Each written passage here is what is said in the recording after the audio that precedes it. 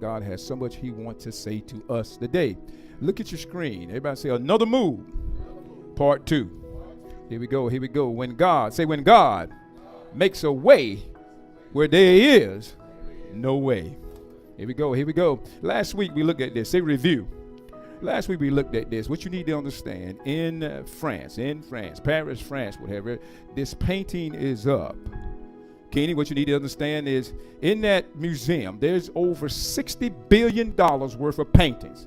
Did you hear what I said? $60 billion worth of paintings. And people from all over the world go to this museum to see all the different paintings. The Mona Lisa is there. Everybody say Mona Lisa.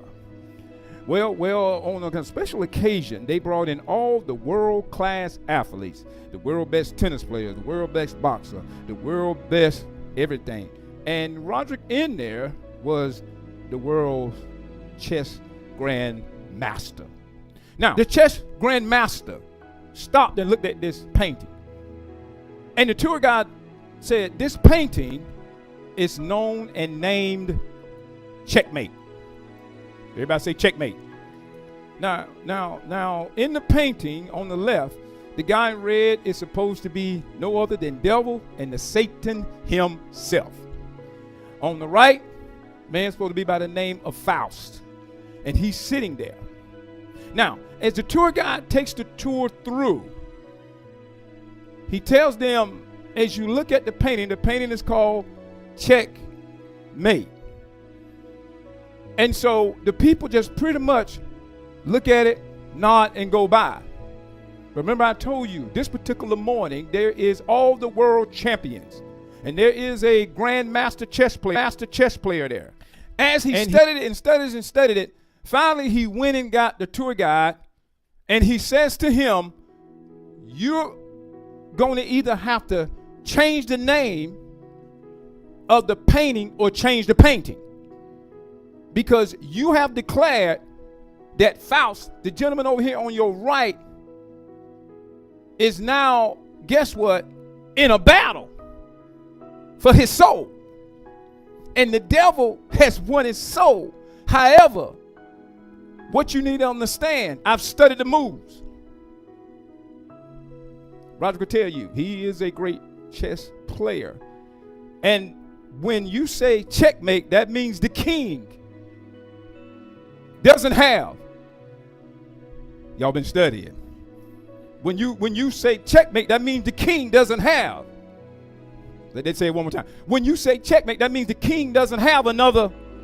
Now, later on this week, when you study this, what you need to understand, Satan, you look at the painting, he's not looking at the board. He's looking at the man. And if you pull this up this when you look at it, the chess pieces don't look like normal chess pieces. They look like different things we do in life. And as you can see when you put it up this week and look at it, some of the things that we do in life, we fail. Y'all quiet up in here. Am I the only one? Because you need to understand, the guy on the left that is supposed to be Satan is holding pieces that he has taken from Faust. Faust is staying at the board because he's like, have I lost? Notice the angel. The angel's that's there. But the angel not looking at Satan, but looking at the board. The grandmaster chess player said, you have to change the title because a normal person would say, yes, the devil has won. But a grandmaster chess champion said, it's not over until the king cannot move. Y'all missing it. The game is not over until the king does not have another move. You have titled it checkmate, but it's not checkmate. The king has.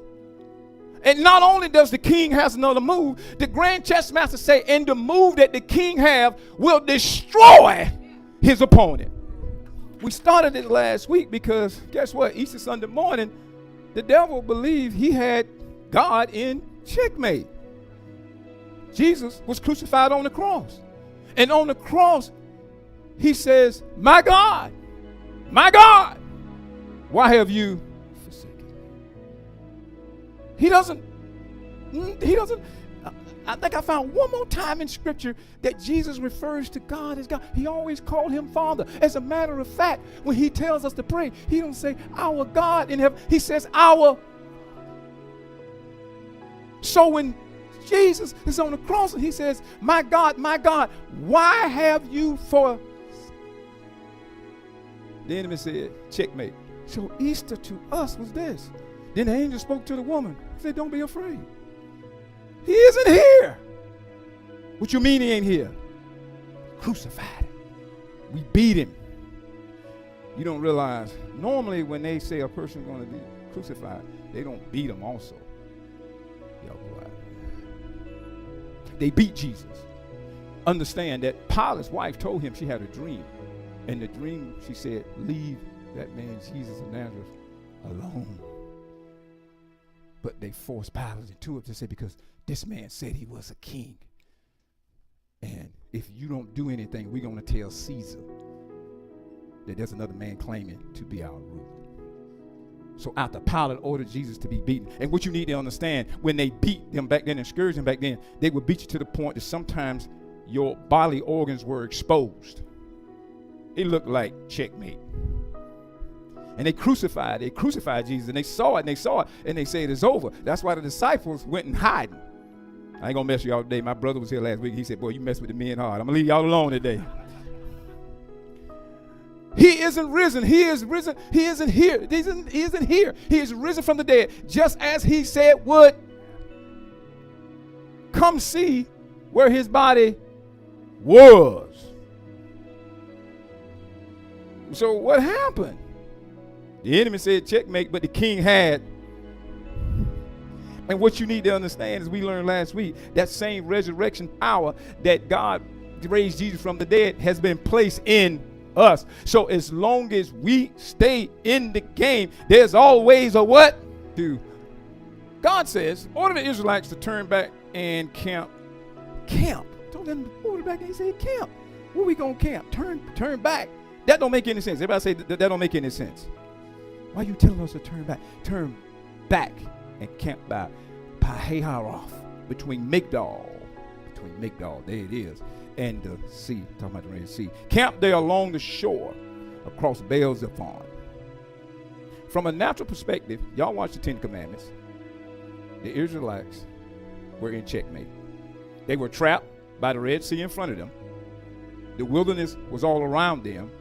And who was chasing them? Pharaoh. It looked like checkmate. Now, let me ask you a question. Our assistant pastor used to do this all the time. When she used to do the Words of Wisdom on Wednesday, she'd come in there and she'd say, have you ever felt like you did everything you do to do right, but everything looks like you did it wrong? She would say, have you ever trusted God, but you found yourself still stuck? Oh, boy. Huh? Have you felt, what she would say, stuff like, have you ever felt like you were trapped, pressured, and overwhelmed? Have you had anxiety, mental exhaustion? I'm not talking to anybody. Doors seem to be closing on you, and your prayer seems to be unanswered. I'm talking to anybody. Anybody got a bad doctor's report? Anybody, look here. You went to pay your bills. The bills are piling up. You don't have enough income to pay them.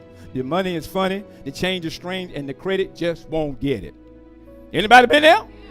I'm not in the right church. I know I'm in the right church, but Sister Middle, because I see the tithes and offerings. It ain't all that.